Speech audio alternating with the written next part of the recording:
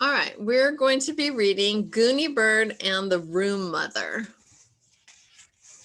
by Lois Lowry.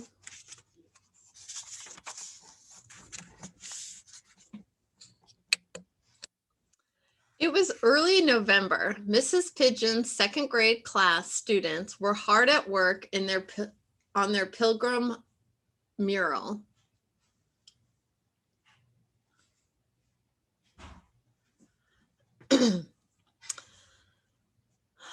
Which had been laid out on the floor. All of the desks had been pushed to one side to make room, and the second graders were on their hands and knees working with crayons. Gooney Bird Green was right in the middle as usual. I like to be right smack in the middle of everything, Gooney Bird always said. The children's shoes were lined up in the coat room because Mrs. Pigeon had suggested it would be wise to take them off. If they walked on the edge of the mural, their shoes would leave marks. We always take our shoes off at home, Keiko said as she untied her sneakers, because my family came from Japan, and in Japan, people never, ever wear shoes in the house. So here's their shoes all lined up. Everybody never wears shoes in the house except when you're in a real hurry. One by one, the children had removed their shoes. Gooney Bird took the longest because she was wearing hiking boots that laced halfway up her knees. When finally her boots were unlaced and removed, everyone could see that Gooney Bird was wearing one red sock and one yellow one. Gooney Bird's socks don't match, Malcolm called out, pointing. Of course they don't, Gooney Bird said. I hardly ever wear matching socks. Doesn't your mother roll your socks neatly into balls when she takes them out of the dryer? Doesn't she match them up carefully? Beanie asked. Gooney Bird thought about that. She looked down at her feet and wiggled her toes, one set of toes in red sock, one in yellow. Nope, she said. My mother puts all of my clean socks in a basket on the floor of my closet, and every day I choose two. Some days I feel like matching, but most days I don't. Most often, she went on, wearing matching things gives me a feeling of ennui. Oh my, said Mrs. Pigeon.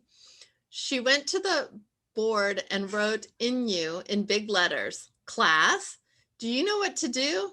All the second graders took their dictionaries out of their desks. At the beginning of the school year, the classroom had only one dictionary, which sat on Mrs. Pigeon's desk next to her coffee mug. But Gooney Bird, the new student, had arrived in October. Gooney Bird had strong opinions about things. She had brought her very own large dictionary from home. On her first day in the classroom, she announced that she thought that every second grader should have a very large dictionary. Mrs. Pigeon, who was not accustomed to Gooney Bird yet, smiled. We've always used just this one, she said, picking up the dictionary from her desk. It was slightly dusty. The school provided it, and it's pretty old, but the school budget doesn't allow for bigger or better dictionaries. If someone provided new or more interesting dictionaries, one for each child, would you use them? Gooney Bird asked. Mrs. Pigeon laughed. Yes, she said, of course I would. Give me 1 week, Gooney Bird said. Exactly 1 week later, a very heavy box containing 22 very heavy dictionaries was delivered to Mrs. Pigeon's classroom by a man who had tattoos and big muscles. He brought the box in on a wheeled dolly. How on earth did you accomplish this, Gooney Bird? Mrs. Pigeon asked as she unpacked the dictionaries and passed one to each student.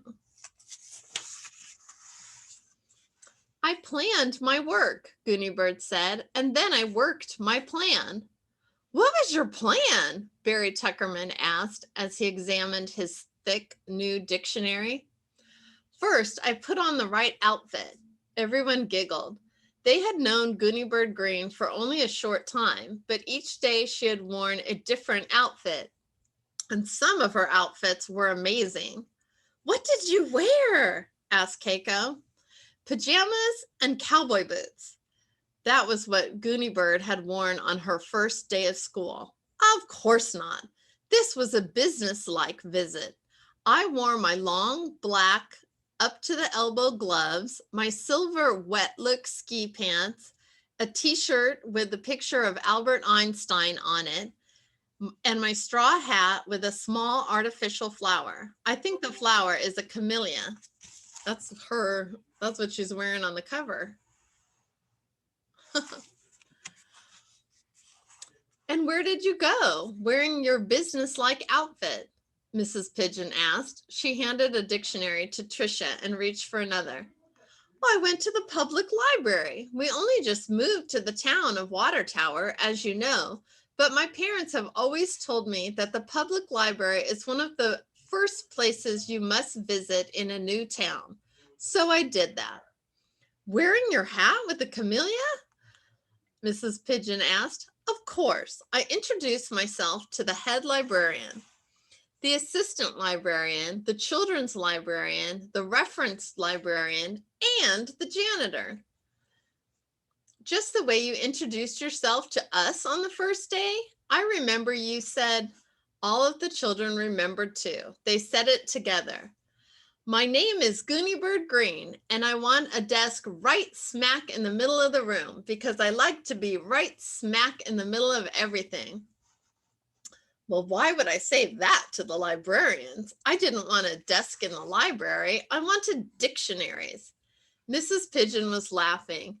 "And so you said—" I said, "I'm Gooney Bird Green, and I'm new in town, and I would like to know what you do with your old dictionaries, because my second grade class needs 22 of them." The children all applauded, and so they sent us the dictionaries, Mrs. Pigeon said in delight. "Nope." "Oh, well, what happened?" "They said that the old dictionaries were in the basement collecting dust, but they didn't have 22. And also the old dictionaries were obsolete. So we can look up that word after we get them all unpacked. And anyway, what we needed were nice new dictionaries." "These do look brand new," Mrs. Pigeon said, examining one. Gooney Bird continued. Then suddenly, oh, there's a picture. She's still got her business outfit on, so it must have been happening at the library. The class grinned. They loved it when Gooney Bird said, "suddenly." They waited eagerly to hear what came next. The head librarian went to the phone and called a rich man she said she knew. "Charles, get down here right away because there's an enterprising young lady who you just must meet." So a man named Charles came and shook my hand and— "With your glove on, or did you take your glove off?" Chelsea wanted to know. "On. He shook it through my glove. Then we talked and had tea, and suddenly everyone grinned again and waited. He ordered 22 brand new dictionaries, and here they are." When the dictionaries had been distributed to every student, Mrs. Pigeon moved the empty carton to the coat room. "Gooney Bird Green," she said, "you are indefatigable." The children tried to say the word. Mrs. Pigeon wrote it at the top of the board in large printing. "Class," she said, "get out your dictionaries. We will have a lesson in dictionary use."